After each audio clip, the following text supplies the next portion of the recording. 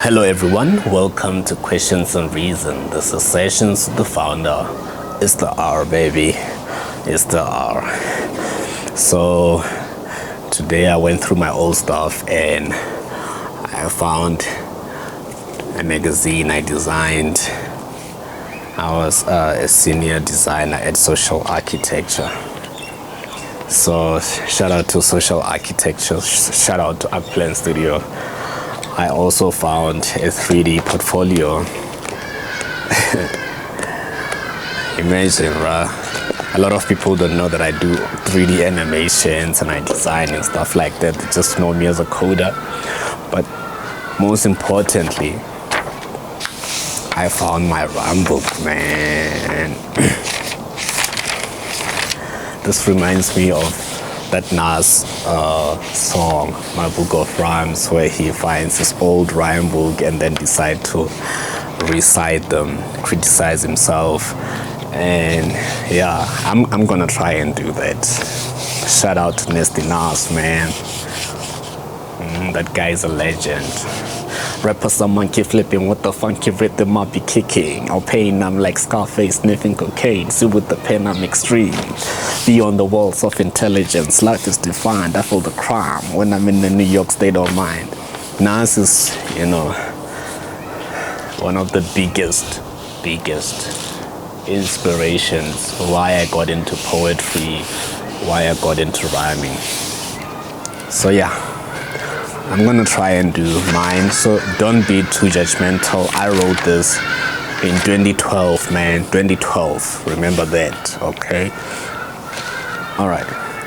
I held fast to the knowledge of the world instead of the knowledge of God. Wait a minute, I gotta pause. I'm breaking the bonds, trying to get the message across. I received the righteous judgments in the heavenly courts. They made my view to be brought. My soul can never be bought. The devil got caught. I see right through the God of the world. His only power is fear, that is why he loves to creep. With the gospel I read, I can never be in need. The kingdom is my creed, for Jesus Christ I will bleed, so the lacking can receive, be where they're supposed to be. It's easy to breathe when you have peace. I'm gonna preach until everybody believes. I reveal God's plan in the midst of the first and the best. Remove lack from the last, evil spirit from the possessed. I'm not an ordinary man. Everything I touch I bless. Eradicate the arrogance, bring back the original plan.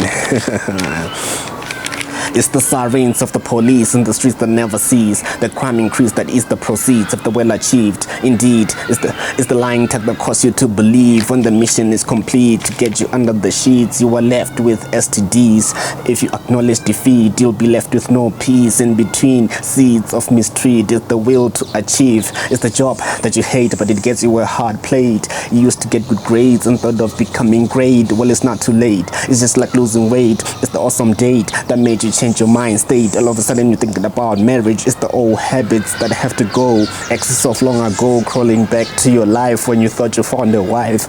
It's the dogs that bark when they see my movement. Oh, what I meant, Mr. R is back again. I know some of y'all feel the pain. Okay, so in here is a poem. Like I said, it started with the poetry, man. It's titled My Wife to Be. To my wife to be, may our love be deeper than the sea. I'm down on my knee, not proposing, but giving you something greater than the rain. To my wife to be, may our love be deeper than the sea. I'm down on my knee, not proposing, but giving you something greater than the rain. Our love is productive, it gives birth to the lyrics in my song. Along the intersects of our path, I knew we belong. I cherish you today, for you were ordained to guard my heart. A true mandate to fulfill the desires of my heart. You are the AKA in Manaka. I'm a man also known as you. Get it? Manaka is man and AKA. I can't wait for you to inherit my last name. Can't wait to love you in every situation. Cause to all the problems I have, you are the solution. I don't just want to admire your beauty, I want your presence in my life. Out of all the women in the world, I will make you my wife. cash and cows, umalume and vows, the whole shebang. They say marriage is frustrating and boring, but I will never be bored watching you cook. I will never be bored watching the way you look. Just by looking at you, I can write a book. Marriage is love, a ministry from above. No magazine can tell me about marriage, cause marriage is loving you. You don't have to be the greatest, just give me your greatness. You don't have to be all that, you just have to be mine. When you're mine, nothing else matters. To my wife to be, may our love be deeper than the sea. I'm down on my knee, not proposing but giving you something greater than the ring. To my wife to be, may our love be deeper than the sea. So this is me 2012, man. That book of rhymes by Nas makes more sense now, because I mean, you can't believe that it's you, you know. There are things that you change from, there are things that, you know, somehow stayed the same, or they just developed into a bigger concept in a way.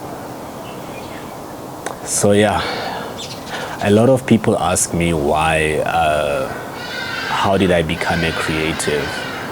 I was in TUT studying finance, and I fell in love with the poetry scene that was there, and then from then on started, you know, doing sessions, rhyming and stuff like that, doing, you know, performing at shows. And you know, I wanted background music for my poetry when I record, but most of the sound engineers that I knew at the time were too busy to actually make a beat for me. And you know, and the beat that they would give me is the one that nobody wants. So I decided to learn music production, and it started from there. So if you look somewhere in my channel, you will find my music if you are interested, my music production. But then the one that I put on my channel is more for, you know, games and movies. It's not actually for, you know, entertaining, but I do that as well, which, yeah. So with the designing, like I said, it was also part of the package, because when you're doing a show, you need those posters and flyers and whatnot. So I didn't know any designer at the time, so I had to do that on my own, you know, do the posters and stuff like that. So it would be a package. I mean, if you look at the designs of the time, they're not that awesome. Even the music production wasn't that really good. But we grow. I mean, you start somewhere. All right, enough of me. I want to talk about incarceration today. This is Sessions with the Founder, guys. Oh, what I'm thinking of getting all those guys back together, and then we're gonna have a YouTube segment where it is just poetry, it is rhymes, it is lyrics, and then we break them down, and I believe that will be a lot of fun. I know a whole lot of talented people, bro, like, man. Anyway, it's Sessions with the Founder. First topic, incarceration. So let's talk about jail, right? Most of us, you know, stages of growth. You are a toddler, you become a kid, and then you are in your teens, adolescence take over, and you make wrong decisions, right? And when you make wrong decisions, or when you are trying to find yourself experimenting, you find yourself in a mistake that you cannot reverse. Somehow you end up in jail. Somehow you end up behind bars, and some would say your future is ruined or something. And then because I'm going, you know, jail was made for rehabilitation. They want the guys who hang together to rehabilitate, but we find instead that for most people it's like a university of criminals, where now you get to have professors who would teach you things that you had no idea about, in being a criminal. And you also build a network of other criminals, so you become a graduate of criminology instead, right? Instead of you being rehabilitated, you come out with better connections, with better network, with more knowledge and skills of how to do even more crimes. And sometimes people do find, sometimes they do find a new set of principles. I mean, we've seen people come out as pastors. We've seen Malcolm X, for example, coming out of jail, as he found Islam in jail, and that worked out for him because he became one of the most influential voices of his time, right? But it's not a lot of people who find positivity in jail, right? I know the government is trying to give people skills in jail. You get a degree that side, you learn technical skills such as carpentry and stuff, and then you get out and you look for a job, and somebody tells you that you can't be hired because you have a criminal record. So what am I supposed to do to eat? I mean, I just served 7 years in jail. Maybe I'm innocent even, but because I couldn't afford a good lawyer, or the judge just didn't like me, and I ended up in jail with something that I didn't do, right? And now I'm outside, I'm trying to feed myself, I'm trying to be reintegrated into society, but I get rejection. And what am I supposed to do from then? That is when we see the concept of a revolver, somebody going in and out of jail. So they go in jail, come out, go in jail, come out. Why? Because there is no place. They find that there is no place for them in society. And that can be crippling. You find somebody getting into crime just to survive. I believe that there should be a better system of reintegrating people in jail. Nobody cares whether you did 20 years in jail for a crime you did or for a crime you didn't do. All they care is that you were in jail. And then they don't even care if you changed, you rehabilitated. They don't want to offer you a job. I understand that there are sensitive sectors like finance where, you can't hire me to be a treasurer or to be an accountant somewhere because it's a very sensitive area. I'm dealing with money and temptation is right in front of me. But why can't I be a carpenter? I learned how to breed in jail. Why can't I work at a farm and breed chickens and cows and stuff like that? Why should you deny me a job when there's really little risk involved in me working there? So I believe that we should find a way to help people who are in jail to be reintegrated into society so that they can live, find work, finance their lives, and even change if they want to, or become whatever they want to be. But like I said, you'll find that you made that decision in your adolescence when you were still trying to find your way, and out of your experimenting you ran into something that shouldn't be done. You delved into something that would harm you forever. but we should be able to say, we understand that you made a mistake, but we won't let it define you. We will help you overcome that mistake. That a mistake that you did 20 years ago shouldn't define the rest of your life. If you served the time, you served the time. People or businesses in particular should not discriminate you because of that history.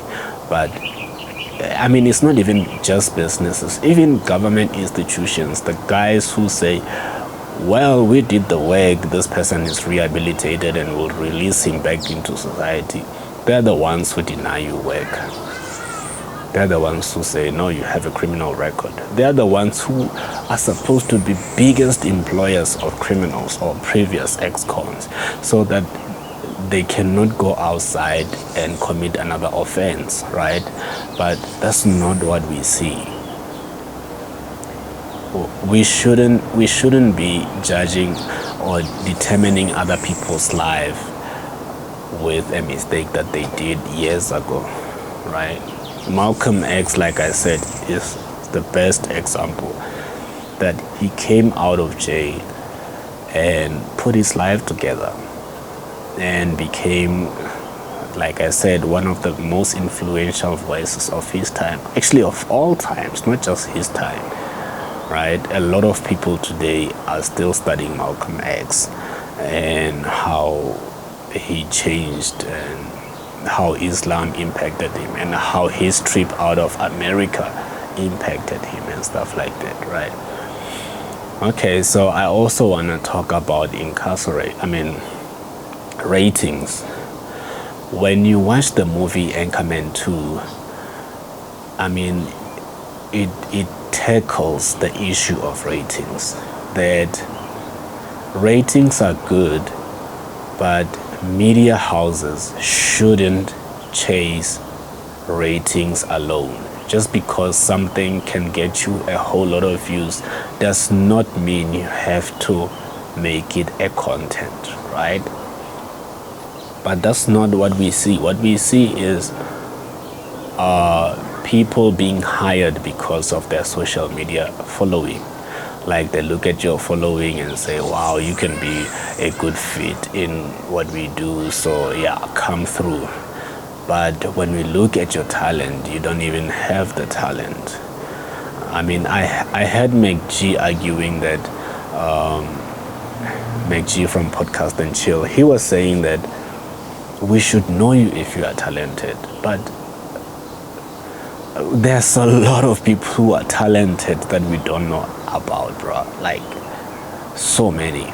So talent does not equate fame or popularity or following, right?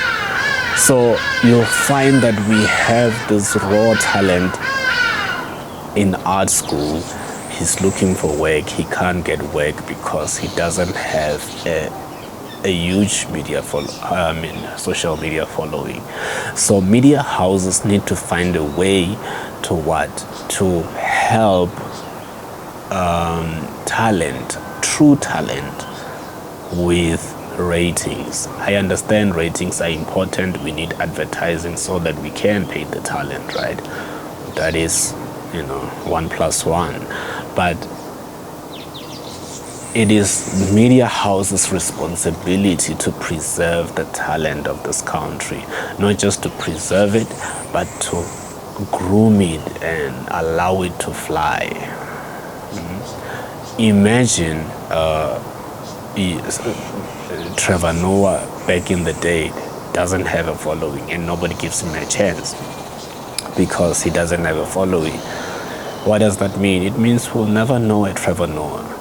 And I bet you there's a whole lot of talented guys, the next Denzel Washington, the next, big stars. But because, they don't have the following on social media, they can't get access to jobs. Imagine you're a radio jock, super talent, but because you don't have the following, there's no way that a big media house can hire you. That is very sad. But I believe that media houses should find a way to what?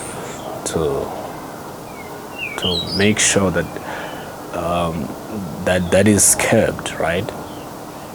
I mean, like I said, if you look at Anchorman 2, in Anchorman 2, a lot of people chose to watch police chasing a car with somebody commentating live on TV instead of watching an interview with Arafat of the PLO talking about peace in the Middle East, Palestine, Israel, and that was the foreign policy of America at the time. That was one of Bill Clinton's biggest mandates was to make sure that it's solved. And you have Arafat right here to discuss such matters.